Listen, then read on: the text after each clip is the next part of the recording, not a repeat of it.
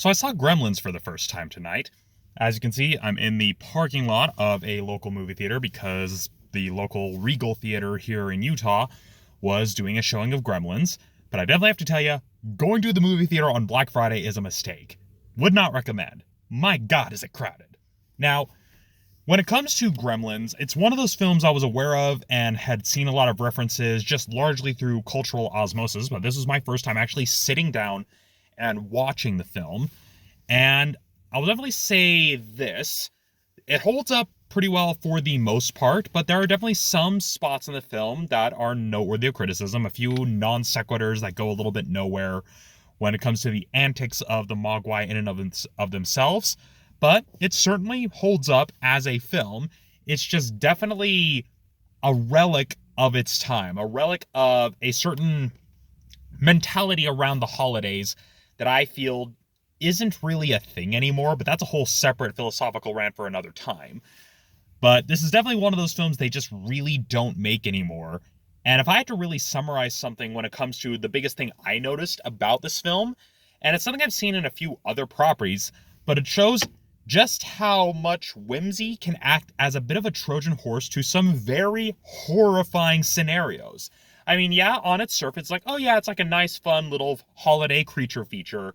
But when you actually look at what is actually happening and actually think through the scenarios, it is downright terrifying. It's just definitely one of those things that the terror is hidden behind a veneer of whimsy. I don't know how else to describe it. The only other thing I've seen that's done something even remotely similar is Dragon Quest Builders. If you've played the game, you know what chapter I'm talking about. But when it comes to how this film is presented overall, it follows the classic hero's journey sort of format where you're given a clear-cut protagonist and you're given kind of the same like sort of inciting incident. It pretty much follows a lot of the same beats that countless screenwriting courses talk about. I mean, if you've seen Red Letter Media's review of The Phantom Menace, it lists Gremlins as an example of kind of your prototypical science fiction or fantasy film that follows the same basic format. And so seeing this film, it very much is one of those, okay, well, I'm seeing the tropes that are present in a lot of other films, and it does it pretty well. But there were definitely some things that legitimately surprised me, like how fierce Mrs. Peltzer is. I mean, she's got a straight up kill count. And so seeing that, I'm just like, huh. So this is what it looks like when you actually have characters in a horror film that aren't holding the idiot ball. And so that was actually pretty refreshing to see, because that's something I don't think you really see in a lot of horror films now, or really even some of the ones that people tend to regard as classics.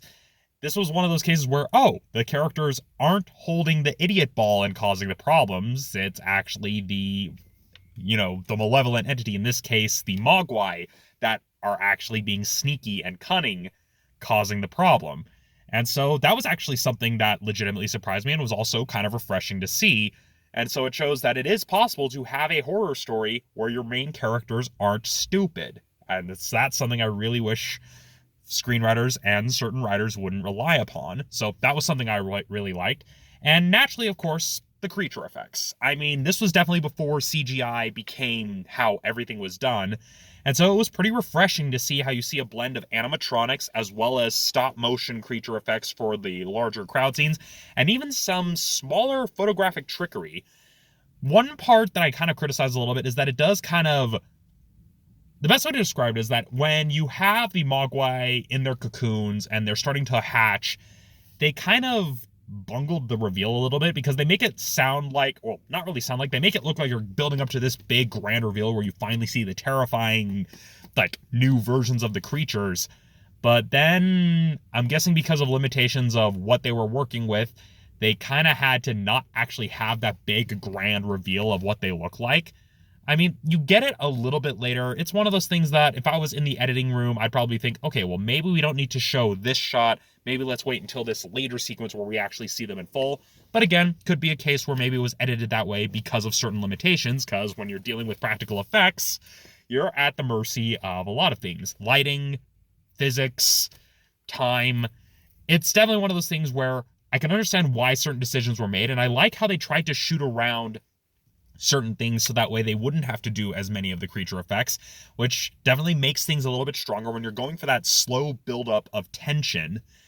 But then when you get to the point where the gremlins are essentially gremlining, that's where things tend to slow down a little bit, and even some character exposition moments do feel a little bit clumsily handled, so I can certainly see why this film received some criticism back in its day. But other than that, it's a relatively enjoyable film that holds up really well and is a nice, good holiday horror film. It's honestly, I'm surprised most people don't list it as an example of a holiday horror film, because usually when you think of holiday horror, most people usually think of Black Christmas or Silent Night, Deadly Night, when this film is probably the example most people should be thinking of. I think it's a large part of it is just because of that cultural osmosis and the fact that probably more people saw the sequel than they did the previous film. But yeah, that's how else I can best describe it, is that I can definitely see why this film probably got popular back in the days of video rental, especially around the holidays, because it very much is that sort of popcorn movie creature feature that they just don't make anymore.